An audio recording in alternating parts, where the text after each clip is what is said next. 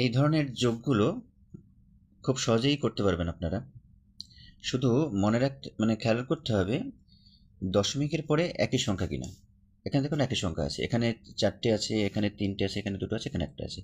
তারপরে এটা ঘুরিয়ে মানে এটা একটু এলোমেলো করেও থাকতে পারে। এখানে আমি যেমন মানে ডিসেন্ডিং অর্ডারে লিখে দিয়েছি, এটা এখানে 4টে আছে, এখানে 3টে আছে, এখানে 2টো আছে, এখানে 1টা আছে।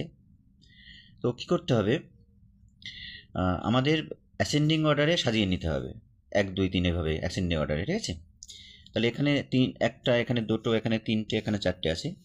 এটা অ্যাসেন্ডিং অর্থাৎ ছোট থেকে বড় হিসেবে সাজিয়ে নিতে হবে। তো এখানে হচ্ছে এটা ধরি 1 নম্বর, এটা 2 নম্বর, ঠিক আছে? এটা ধরি 3 নম্বর, এটা ধরি 4 নম্বর। ওকে, তাহলে প্রথম কাজ কি হবে,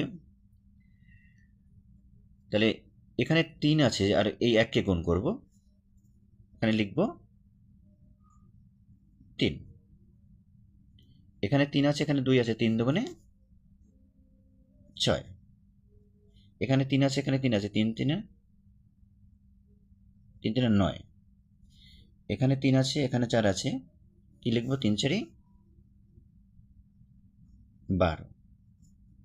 ঠিক আছে, এবারে খেয়াল করতে হবে সব থেকে বেশি দশমিকের আগে সব থেকে বড় কোনটা আর কি, এটা বড়।